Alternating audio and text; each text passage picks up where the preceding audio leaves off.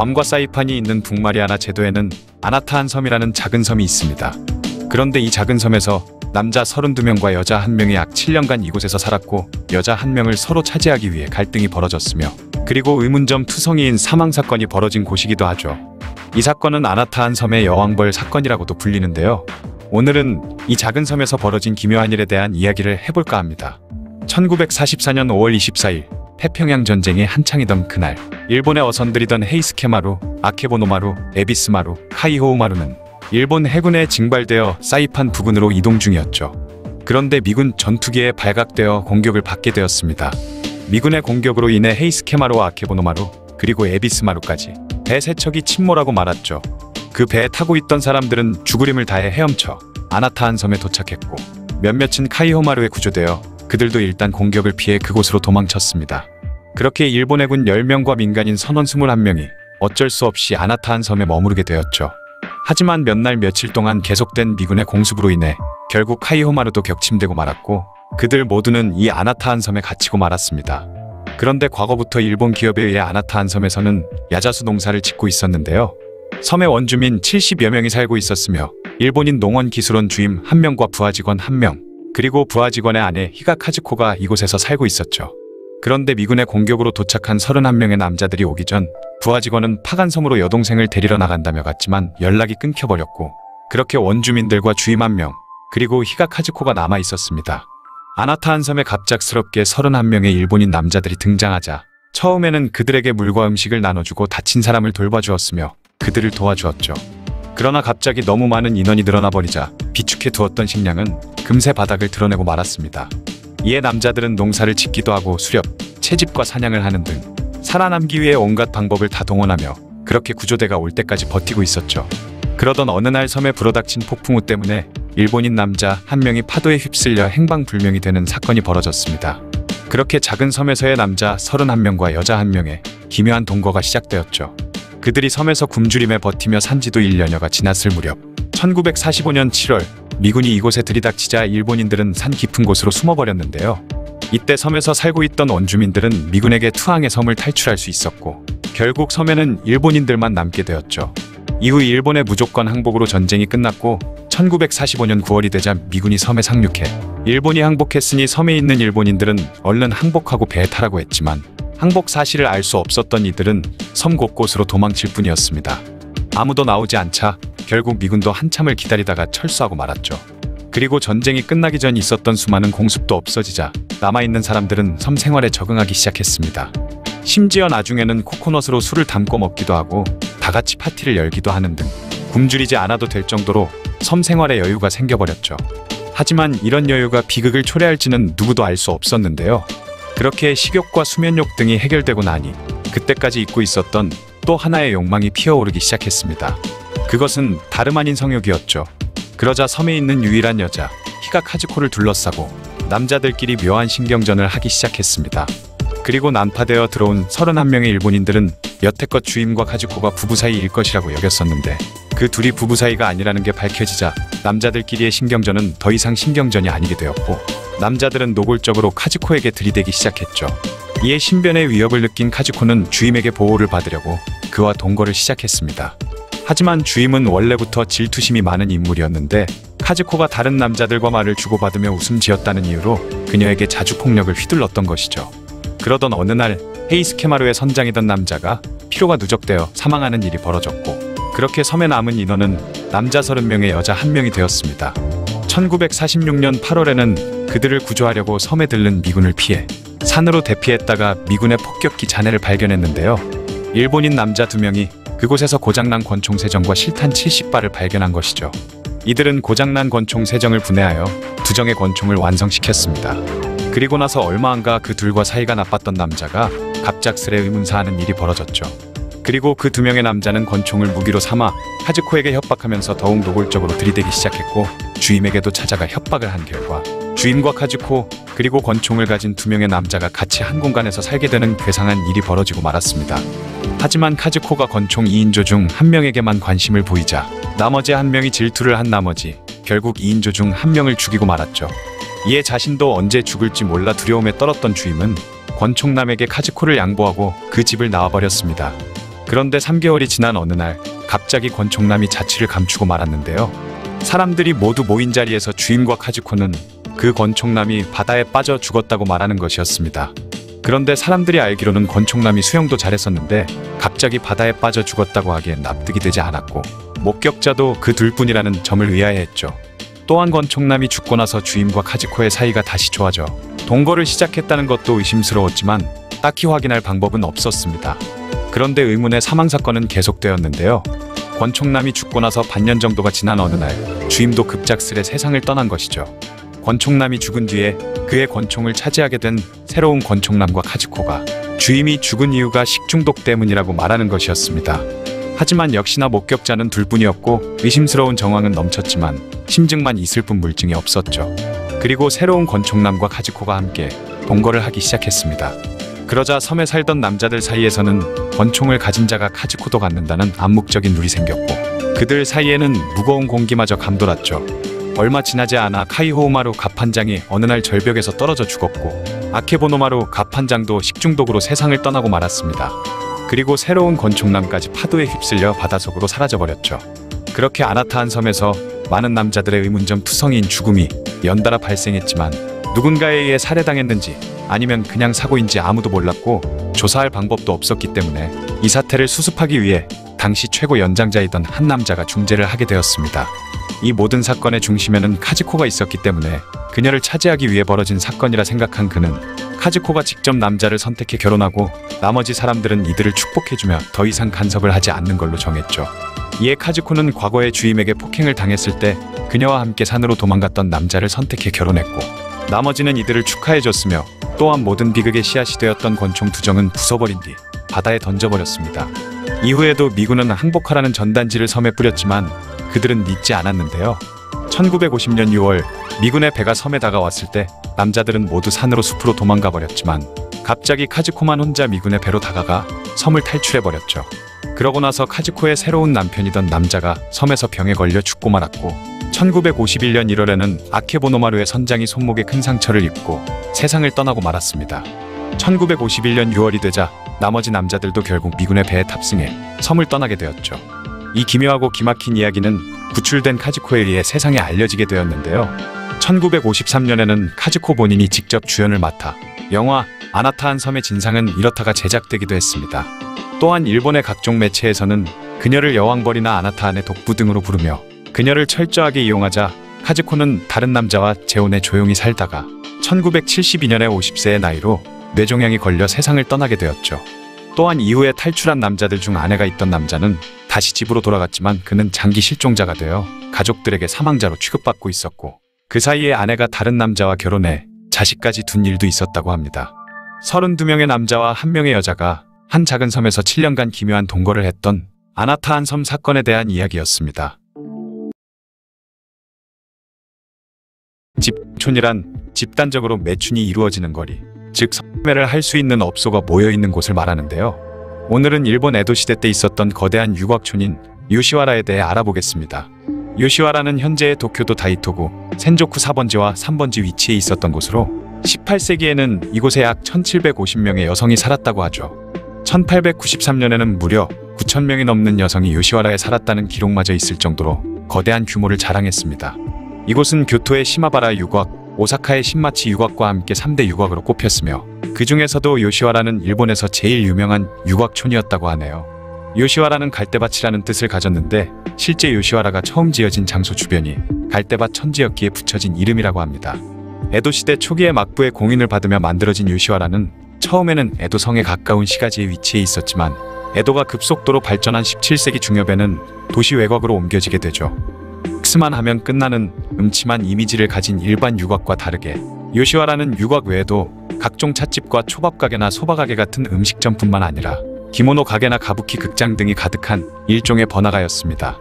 때문에 요시와라의 전성기 때는 그곳에서 만들어진 헤어스타일과 패션이 일본의 일반 여성들에게도 유행처럼 퍼져나갔고 심지어 정계나 재계 등의 상류층들이 사교 장소로 요시와라에 놀러가는 일도 자주 있었다고 하죠. 때문에 이곳에서 일하는 최고 등급의 접대 부인 오이란뿐만 아니라 일반 유녀들도 최소한의 교양을 배워야만 했다고 합니다. 그 외에 우리가 흔히 알고 있는 단돈 몇 푼의 잠자리를 하는 하급차 키리미세라고 불리는 하급 가게에 소속되거나 길거리에서 몸을 팔아야만 했죠. 1590년 8월 30일 도쿠가와 이에야스가 에도로 입경하고 1603년에 정의대 장군으로 임명되면서 에도 막부를 만들었을 때의 일입니다. 도쿠가와는 당시 촌구석에 불과했던 에도를 재건하기 위해 대대적인 토목 공사를 시작했죠. 이후 자연스럽게 공사를 하러 온 남성 인부를 상대로 한 윤락업소가 에도 근처에 생겨났고 그 수가 점점 늘어나게 되었는데 이들 대부분이 허가를 받지 않고 영업하는 불법업소였다고 합니다. 이에 막부에서는 도시의 이미지를 관리하기 위해 유곽을 다른 곳으로 이전하기를 원했지만 막상 옮기려니 마땅한 장소를 찾을 수 없어 골머리를 앓고 있었죠. 이때 교토에서 유곽을 운영하던 쇼지 지네몬이라는 인물이 유곽 주인들의 대표로 나서서 차라리 유곽을 한 곳에 모아 운영해달라 라는 청원을 냈고 막부에서도 이를 받아들여 1617년에 니온바시 근처에 그 터를 세우게 되는데요. 그렇게 1618년 11월에 세워진 것이 바로 요시와라 유곽입니다. 하지만 시간이 갈수록 요시와라의 규모가 점점 커지자 막부의 명령에 의해 요시와라는 에도 외곽으로 옮겨졌고 이후 요시와라는 에도 시대 말기까지 전성기를 누렸죠. 당시 일본은 조선과 중국에 비해 성적으로 좀 더 개방적이기는 했지만 한편으로 여성의 정조관념에 대해서만은 엄격한 이중잣대가 존재했습니다. 또한 당시 피임기술과 성병을 치료하는 의술은 거의 없는 수준이었기 때문에 극단적으로 먹고 살기 힘든 경우가 아니면 자발적으로 성매를 하려는 여성은 거의 없었죠. 때문에 요시와라 유곽에서 일하는 여성들은 전부 인식 피해자들이었다고 합니다. 당시 일본에는 아동인권이라는 개념이 없었기 때문에 자식은 부모의 소유물이라는 인식이 강했죠. 그래서 가난한 집안에서는 먹여 살려야 할 입을 줄이거나 빚을 갚기 위해 성인식도 치르지 않은 어린 딸들을 인식매 업자에게 팔아넘겼고 업자들은 어린 애들을 유곽에 팔아넘겼습니다. 또한 피임하는데 실패해서 임신을 한 매춘부가 아이를 낳으면 그 아이들도 유곽의 소유물이 되었는데요. 남자아이의 경우에는 유곽의 종업원으로 여자아이는 매춘부로 키웠다고 합니다. 이렇게 요시와라에서 일하는 여성들은 전부 본인의 의사와 상관없이 강제적으로 성매를 하게 되었고 거의 대부분이 가족의 빚을 갚기 위해 일을 했죠. 그러다 보니 요시와라에 있는 유곽의 주인들은 그녀들이 먹는 식비부터 치장하는 비용이나 방세 등을 전혀 지원해주지 않았기 때문에 그곳에서 일하는 여성들은 재산을 모으기는커녕 가족들의 빚을 갚기도 쉽지 않았다고 합니다. 뿐만 아니라 일을 하던 도중 성병이라도 걸리면 제대로 된 치료를 받지도 못한 채 시름시름 앓다가 유곽에서 쫓겨났는데 오갈 곳이 없어진 그녀들은 돗자리를 들고 거리에서 매춘을 하거나 아예 도시 밖으로 나가 뗏목 같은 것을 띄우고 강가에서 매춘을 하는 요타카가 되는 최악의 삶을 살게 되었다고 하죠. 그러다 결국 죽음을 맞게 되면 장례도 제대로 치르지 않고 대충 멍석에 말아서 강가나 절 근처에 버렸다고 합니다. 뿐만 아니라 당시 화장품의 주재료였던 수은과 납에 중독되거나 좁은 가게 안에서 비위생적인 집단 생활을 하면서 면역력이 떨어진 탓에 죽는 사람도 많았다고 하죠. 이런 사정으로 인해 요시와라에서 일하는 여성들의 평균 수명은 23세 정도밖에 되지 않았다고 하는데요. 보통 15살이 되면 요시와라에서 정식으로 일을 시작했다고 하니 옛날 사람들의 평균 수명이 짧았다는 것을 감안한다고 해도 요시와라에서 일하는 여성들의 수명은 그 중에서도 심각하게 짧았다고 볼 수 있죠. 만일 운 좋게 살아남는다고 해도 20대 후반이 되면 상품 가치가 떨어졌다고 판단. 빚을 다 갚았다는 이유로 요시와라에서 내쫓아버렸습니다. 어릴 때부터 매춘과 가뭄만 배웠으니 달리 먹고 살 길이 없었던 그녀들은 어쩔 수 없이 요시와라에 남아 다른 매춘부들의 시중을 들거나 유곽의 잡일을 해야만 했죠. 그렇게 한번 요시와라에 몸을 담게 된 사람은 나이가 들거나 죽을 때까지 유곽에 묶여서 쓸모가 없어질 때까지 착취당하다가 죽으면 길가에 버려져 이름 없는 시체로 잊혀지는 운명이었습니다. 때문에 현대의 일본 자료에서도 요시와라 유곽은 자발적으로 일하거나 싫으면 그만둘 수 있는 선택의 자유가 보장되어 있고 재산을 모을 수 있는 기회가 주어진 현대적인 공창 제도가 아니라 막부가 묵인한 인식매와 성매의 소굴이라고 보고 있으며 이것은 메이지 시대의 일본 법원 또한 인정한 사실이라고 하죠. 메이지 시대 이후에는 요시와라의 인기가 시들해졌고 요시와라가 잘나갈 때는 매춘부들 뒤에서 연주만 했던 게이샤가 인기를 끌면서 정계와 재계의 인물들도 요시와라가 아닌 게이샤의 마을 하나마치를 찾았습니다. 그렇게 침체기를 맞이하면서 한물간 것으로 취급된 요시와라는 일반적인 사업가로 전락한 후 겨우 명맥만을 유지하다 1957년 4월 1일 성매 방지법이 시행되면서 완전히 역사 속으로 사라지게 되죠. 현재 요시와라가 있던 곳은 소프랜드 같은 변종 업소들이 생겨나며 현대적인 사업가가 되었다고 합니다. 지금까지 비극적인 사연들로 가득 차 있던 요시와라 유곽에 대한 이야기였습니다.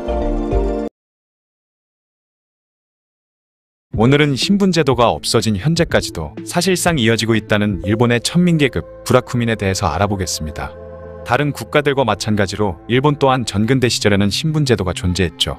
그 중에서도 최하층에 위치했던 것이 바로 브라쿠민 또는 히사베츠 브라쿠민이라고 불렸던 이들인데요. 이들은 당시 가장 불결하고 금기시되던 곳인 브라쿠에 거주했던 집단으로 가축을 도살하거나 사형을 집행하는 사람, 가죽 세공을 하는 사람 등 불교의 영향으로 생명을 해치는 것을 꺼려하던 일본인들에게 천대받는 직업을 가진 사람들이 대부분이었죠. 역사적으로 볼 때 일본 천민계급의 기원이 언제부터인지 확실한 것은 없다고 합니다. 왜냐하면 근대 일본이 군국주의화되면서 당시에 일본 정부가 가까운 지역들을 두고 사실 이곳은 원래 전부 일본 땅이었다라는 억지 주장을 펴기 시작했고, 이후 그 지역들의 토지를 강제로 빼앗는 과정에서 피해자인 소수 집단의 역사를 부정해버렸기 때문이라고 하는데요. 이 과정에서 많은 자료들이 사라졌고 이에 따른 연구도 힘들어졌습니다. 에도시대 이전에도 천민에 해당하는 신분계층은 있었지만 계층 간의 구분이 확실해진 것은 에도시대 이후였다고 하죠.